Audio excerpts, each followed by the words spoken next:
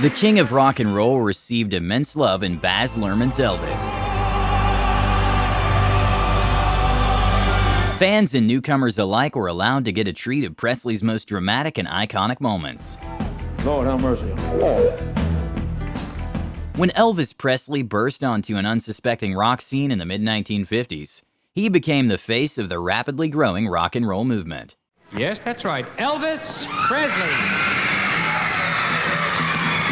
That's exactly why we're here to take you through a reminiscing journey of 10 Elvis Presley career-defining moments. 10. Sun Records and Meeting the Colonel. When a young Elvis Presley walked into audition at the Memphis Recording Service in 1954, he caught the attention of Sun Records owner Sam Phillips. Presley was a different singer than Phillips was used to, but after a nervy audition, he decided to give 19-year-old Elvis a shot. They had many recording sessions together in 1954 and 55, but it was when Elvis began improvising an up-tempo version of Arthur Crudup's song That's All Right Mama that things would change for him. Well, I'd like to say how happy we are to be down here. It's a real honor for us to get a chance to appear on the Louisiana Hayride. We're going to do a song for you. You got anything else to say, sir? No, I'm ready. We're going to do a song for you we got on Sun Record. It goes something like this.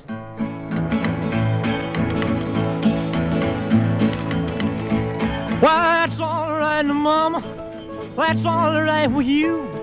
That's all right. The record was released in July 1954 and was an instant hit, with many radio stations receiving multiple calls for the song to be played.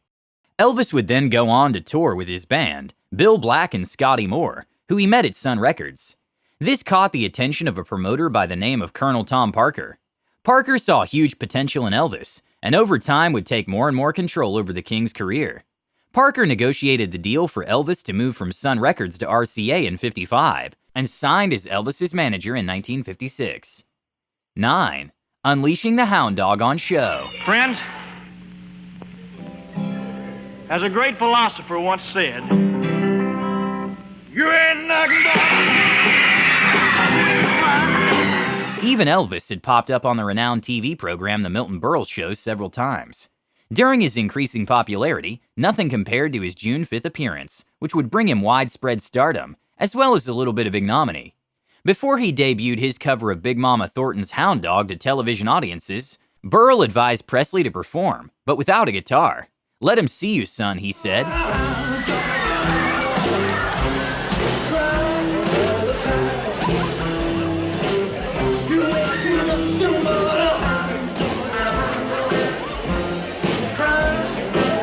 You would be surprised to know that 40 million people saw him, but they weren't ready for Presley's unobscured pelvic thrusts. The incident baffled parents and the media, but pleased the youth, establishing him as a rising sex star. You ain't nothing but... 8. Elvis finally made it to Ed Sullivan. Ed Sullivan refused to book Elvis Presley for his professional life variety show, after dismissing Elvis the Pelvis as too raunchy for family viewers. Elvis showed up on Steve Allen's rival show, where he sang Hound Dog to a true basset hound. And at this time, it gives me extreme pleasure to introduce the new Elvis Presley. Here he is. I got you a very cute little hound dog right here. And away you go. Sullivan opted to abandon his Elvis boycott to book the singer in for a legendary performance. Instead of the clean-cut Elvis that Allen had requested for his show, Sullivan was forced to stick to his guns, and Presley performed with his trademark seduction. The performance enthralled the youth of America once more, catapulting the King even further into stardom. 7. Jailhouse Rock. Walking through a party in the county jail. His third film managed to give him a role that strongly resembles his own sudden and dramatic rise to fame, but with a violent streak that drops his character, Vince Everett, in a jail cell.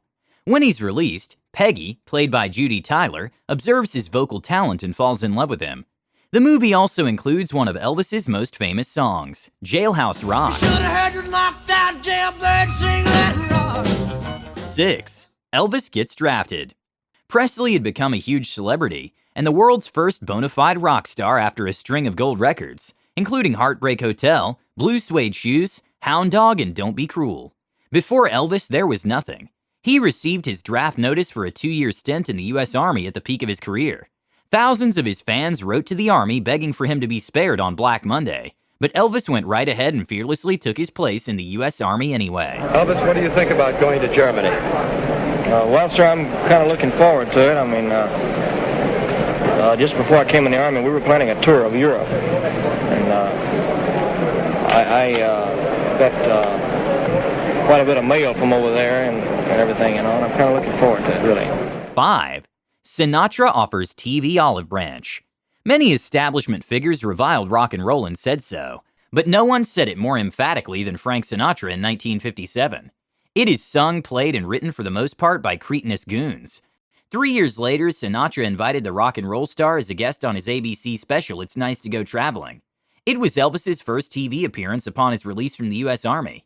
Presley managed to earn $125,000, the greatest TV guest fee to date, and more than the host did, to sing both sides of his new single, Stuck on You, as well as a duet with Sinatra on the latter's Witchcraft, and Elvis's own Love Me Tender. For my darling, I love you. Man, that's pretty. And I always will. 4. 68 Comeback Special. Well, send my baby love me. Well, I found a new place to dwell. Well, it's down at the end of. After a long hiatus from live performances to focus on his acting career, Elvis's career was taking a nosedive. He hadn't had a top 10 hit in 3 years, and each film that came off the assembly line seemed much more ridiculous than the last. A planned TV special of Christmas carols did not guarantee to lift the mood. But despite the Colonel's objections, Elvis found kindred spirits in executive producer Bob Finkel and former Hullabaloo and TAMI show director Steve Binder, and they ditched the holiday numbers in favor of a musical autobiography. In a casual setting, a slimmed-down Elvis donned black leather and sang raw versions of his favorite songs, reintroducing the world to what made him such a phenomenon in the first place. Right now. Oh, let it come true right now. Comeback Special was NBC's highest-rated show of the year. He was a king again. 3. Elvis in Vegas. Elvis hadn't appeared on a big stage in years when he started his Las Vegas residency at the International Hotel. The grand opening was challenging, with Hollywood stars, Vegas entertainers, and various high rollers in attendance. Even in a town so used to star-studded special days, the list of celebrities included Cary Grant and Dionne Warwick. Among the number of refined Vegas headliners, the performance's boldness was refreshing. Who knew over the next 7 years he would continue performing over 600 shows in Las Vegas? 2. The Aloha from Hawaii.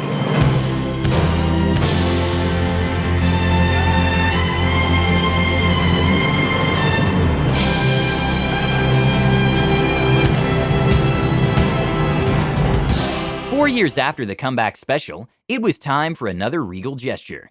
And what could be grander than a worldwide TV broadcast via satellite, projected to reach more than 1 billion viewers? The setting was Hawaii, a favorite of Elvis's since his first concert there in 1957. Elvis lost 25 pounds for the occasion and performed a generous helping of current and past favorites, from Hound Dog to James Taylor's Steamroller Blues. I'm a steamroller, baby. I'm bound to roll over you. The Aloha from Hawaii broadcast was first aired live to Australia, Japan, and other countries in the region, then later that day to 28 countries across Europe. A full version containing songs recorded after the actual concert aired on NBC on April 4th, with more than a third of the TV audience tuning in. Aloha's soundtrack gave Elvis his first chart-topping album since 1965, and the special, the most highly priced ever produced, solidified his global status once more. And did it my way.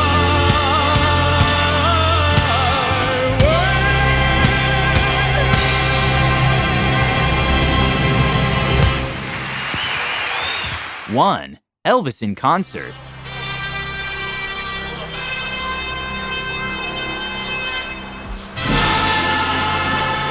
Elvis in Concert, released just 2 months after Presley's death, was glaringly sad. Because of Elvis's bad health, the appearances were considered so bad that CBS executives considered ditching them in favor of a future tour, but this was neglected after Presley was found dead on August 16th. Despite its low quality, it offered fans one last glimpse of the king of rock and roll. Well,